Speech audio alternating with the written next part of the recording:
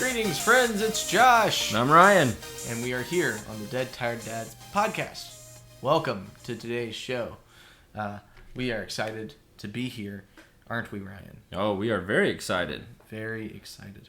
We had a couple of special episodes in which we diverted from our normal, our regularly scheduled program. We did, yep. And today we are getting back to normalcy. Matt joined us and we did some fun stuff. Yes, and now we're back to just talking about our daily lives and video games. And so I wanted to start off, usually we start off the podcast with like something weird or funny that's gone on yes, in our lives over the past little bit of time. So I neglected a few weeks back our Halloween episode. So the day before Halloween is actually my wife's birthday, and I neglected to give a shout out and a happy birthday for her. Do that. So I know I'm a couple months late, or I guess it's just a month late at this point, a little bit more than a month late, but happy birthday. But kind of going along with that, for my wife's birthday, I got her a new Apple Watch. Yes, I remember you telling me that. And so I inherited her old Apple Watch. And I discovered that Apple believes that playing a musical instrument is actually exercise. And I am happy to let you know that if you want to get some exercise in, you can play either drums or guitar, and it will count as exercise according to an Apple Watch, as long as you're wearing it on your dominant hand. See, the problem is, I guess, if you're wearing it on your left. See, I'm right-handed, but I always wear my watch on my right hand. Ah, I see. So like when I'm strumming a guitar, it's counting. It's counting like I'm exercising. So like the first Sunday after I started wearing it, I was at church. I played drums in the band at church, and so as I was playing, my watch vibrates at me. And it's like, it looks like you're exercising, and I was like, no, but I'll take that. Thank you.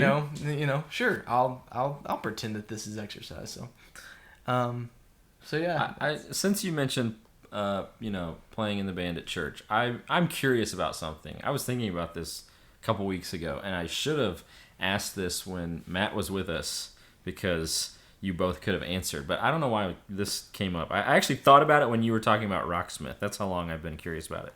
So the way the three of us met was at church. Right. The two of you are in the band. Yes. At church.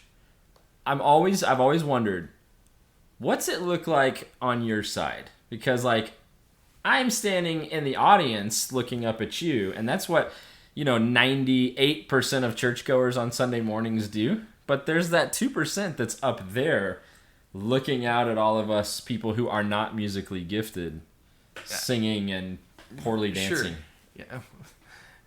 Well, I can't speak for Matt, but like for the most part, I most of the time keep my focus on my family. So I've got my eyes on my daughter and trying to, if she's misbehaving, I'm trying to make eyes at her. Be like, especially, on days when my wife, because some Sundays my wife does have to work for her job. And so, like, I've got both the kids there. And if I'm, up on if I'm playing drums, I'm, like, trying to get my daughter's attention to be like, stop that! Quit it! Calm down! You're yelling with your eyes. Yeah, and she's, completely oblivious and ignoring me, so that's normal. So there's that, but I try to, when this gets into a little bit of like theology and a little bit more, those kinds of things, but as a musician and as someone who is trying to lead a congregation in worship, it's you try not to focus on the people out there, what are how people are respond. You're just trying to be in the moment. Yeah. So that's I was just wondering what it looks like from up there, because I've like I said, no musical talent, so I'm never gonna see it from that side. So I was kind of curious. Everyone has musical talent. We talked about this when in the Rocksmith episode. I can clap. We talked about it in the Rocksmith episode. Anyone can learn how to play an instrument. It just is a matter of like taking the time to do it. So That's true. we don't want to get too sidetracked on that. So, random tangent. Yeah, random tangent. Anything else fun going on for you these days, Ryan? Well, it's December, and I'm sure you've seen those memes where there's two types of people, and then it shows the one guy on top, and it's like it's all about Christmas season. So the one on top says, "So it begins," and so like the horrible Christmas bah humbug, and then the bottom half of the meme is Buddy the Elf, and he's like, "It's Christmas time!" So I am definitely Buddy the Elf. As soon as we finish eating Thanksgiving dinner, for me it's like, it's Christmas time, let's put the tree up, let's put the lights up, let's drink hot chocolate, like Christmas is here. So I'm just, generally excited. Really in the Christmas spirit. Oh yeah. It's good. All the time. It's good. Christmas spirit's awesome. I love Christmas too. Although, as we discussed in the previous episode, I am apparently the Grinch, so my heart must grow. And True. So yeah, why don't we go ahead and just dive into our games? All right. So Ryan, what have you got for us? Okay, I have a game called Dauntless. Dauntless. Yes. Sounds like a ship. It is not a ship. Oh, okay. It is, I would describe it as a monster hunting game. Okay. So the whole premise of the game is you are, you hunt these, they call them behemoths. They don't call them monsters. But they're, big. One of them's like a giant, 30-foot tall owl. There's this big rhinoceros thing. They're behemoths. They're a 30-foot tall owl. Oh yeah, you should see it. That sounds Screech terrifying. is its one of its skills, I think. That sounds terrifying. So yeah, you're a monster hunter essentially, and yeah, that's the whole premise of the game. Is you kind of hunt these behemoths. As you slay them, you get parts from them that you use to craft and upgrade your gear to make you a better slayer, a better monster hunter. So that's the premise of the game. One cool thing about this game is it's free. Okay. It's completely free on all systems. So that is a plus. Yep. It's on, that I'm aware of, it is, it's on all systems. It's on PC, Nintendo Switch, PlayStation, and Xbox. There you go. So it's entirely free. It's also cross-play. You can play with up to 4 people at once. Wow. So at one point, I was playing on my PS4 with my brother on his Xbox, my brother-in-law on his PC, and my father-in-law also joined us a couple times on his PC. And you create like an account when you first log in. So I downloaded it on my Switch just to see, and you can actually jump back and forth. Oh, so it's and have even all got your a cloud save. Yeah, and okay. have all your stuff. So like I've mentioned before, I travel for work, so I took my Switch with me one time, was able to jump in and play Dauntless and have all my gear and items and everything. That's impressive. Yeah. That's really cool. All free, too. So, yeah, it's really cool. So, from a cost standpoint, well worth it. The one thing we always talk about is the time investment. You can do one of these monster hunts, I'd say, in about 15 to 20 minutes. Sometimes they can go quicker if you get in a group that's really particularly good. I wouldn't say it's a hard game, but there are some mechanics that if you don't know how to do it, it will take longer. The fights will take longer. So you could go as quick as 10 minutes, but yeah, 15 to 20 minutes for one match, if you want to call it a match. So that's kind of I think a perk when we're talking about dead tired dads, dead tired moms is, you got 15 minutes, 30 minutes before bed. You just want to play something real quick. It works well for that. Family friendly. There's a little bit of violence. It's a little cartoonish though. No blood or anything like that. It's not scary. My 7-year-old has seen me play it, and he wasn't scared or grossed out or anything like that. But every parent has to determine that for what's best for their family. But the whole premise is you're a monster hunter. You use almost exclusively melee weapons. There are some guns, but it's just one gun. Everything else is axes, swords, maces, stuff like that. So, Sure. like I said, you have to kind of determine that for your kids if it's a family friendly thing or not. But overall, a fun game, and as we always say on this show, it's free, which always makes it a little bit better automatically. Yes. It can be a little bit repetitive or grindy because you have to collect these parts, these materials, and the only way to get them, there's no like story. The only way to get them is to just keep doing the matches, the fights over and over and over. So as you want to like gear up and get better and fight different behemoths, you just have to keep fighting, and at the early stages it's the same 3 or 4 monsters over and over and over and over. So it can get a little bit repetitive, but certainly not bad enough to not play it. Sure.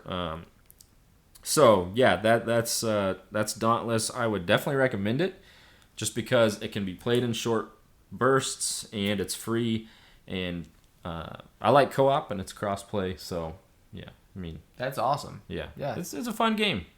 That sounds like it. That sounds like an interesting thing. Now, so you mentioned the giant owl. What other kinds of monsters? Yeah, there's one that's like a really like a large tiger or cat-like behemoth. There's a dinosaur type one. What else is there? There's like a rhinoceros type thing, and all of them have. And you have to hunt these multiple times. Like you don't just like hunt it once and kill it. No. Like the owl one, I've fought probably 20 times by now at least. Yeah. So are you hunting them to kill them, or is it like so you hunt them, you kill them, you get the stuff, and you upgrade? Yeah. Okay. So there's like these different maps, if you want to call them that, and as you progress. I said there's no story. There's obviously some attempt at a story. Sure. But the basic gist is these behemoths are getting closer and closer to like attacking this city, and so you're going out trying to fight them off. Yeah. Gotcha. So in between matches, you come back to this city that looks like it looks like a very typical city that you would find in most like open world games. Like there's the tavern, and there's the bards singing, and there's the blacksmith, and all that stuff. Sure. But yeah, so in between matches, you're in that sort of central hub, and that's where you do all your upgrades and crafting and stuff like that. Gotcha. Okay. Very interesting. So Dauntless. For free. All systems. Ryan says to get it. Yes, definitely get it. I think that sounds like a good game. I am going to talk about a game called Darq, and that is DARQ. DARQ. Darq. It's on most platforms. It's about $20 for like the complete edition, so it's got everything in it. Very, very interesting game. I heard about it from a group that I'm in online, and I was like, oh, that just sounds like a fun game. Yeah. And I looked it up. I had I had a gift card that I had gotten for my birthday that I hadn't used all the money from, and I was like, could be worth it. Why not? I'll give it a shot. So it's about $20, like I said, and get into it. It's kind of it's hard to describe. So it's a 2D puzzle game. So you kind of go through the level. You have to solve the puzzle to kind of escape the level. So it starts off. It seems innocent enough. It's it feels macabre. So it's very dark. Like it feels dark and macabre, but it seems like very innocent. It gets dark. It gets dark very quickly. And so it's very. It is a very, very. Could be called disturbing game, I would say. So it's decidedly not family friendly. Like I would not like like I said, it starts off fairly innocently, like it just looks a little creepy. Yeah. And you're thinking, oh, this is just kind of a little creepy, but like very quickly, like in the first level, it's like, oh, okay, this just became like disturbingly creepy. Like, um, so and it's all 2D, so it's it's a side scrolling type thing, but you've got like these different mechanics where you can kind of change dimension. Oh, right. Like you can move forward and backwards, but you can only move side like you move forward and backwards, or you can go up walls and stuff like that, and it's very trippy. It's a very trippy game. But there are 7 like original levels, and then there are 2 like bonus levels that you get with the full game for $20. The game can be beat, after you beat it once and you kind of have an idea about the puzzles and how the game works, you can beat it relatively quickly. The first time through, some of the puzzles are, it's a challenge to kind of figure out. So overall, I really think it's an interesting game. It's a fun game, and there are just so many disturbing elements, kind of to it, that kind of pulled me back out of it. But I will say that like the creep factor of it is, it's a good game. It's such a it really is a good game that it's so like. It's definitely not for everyone. I would say that like if you have any like sense of like being like weirded out or creeped out by things, do not touch it. It's such a good game. But my thing with it is, because it is so short, I didn't feel like, and it's well designed. It looks good. It's phenomenal. Like as far as the mechanics and everything like that. It's hard because it doesn't play for a long time. Yeah. It's hard for me, like if you're paying, cash out of pocket, to say, yeah, totally worth spending $20 on. Yeah. Because there's not a ton of replay value on it. I've played through it twice. Yep. And it was still just as disturbing and just as creepy the second time through. Like I was still like, this is just like, and it kind of eases you into it. Like I said, it moves very quickly to like super disturb. It's just like it eases you into like the really like, holy cow, like this is like freaking me out kind of stuff. Huh. And so, but like I was playing it on the Switch. And, like, I was playing it in handheld mode while my daughter was watching something else. And she was, like, leaning over. And I was like, no, hun.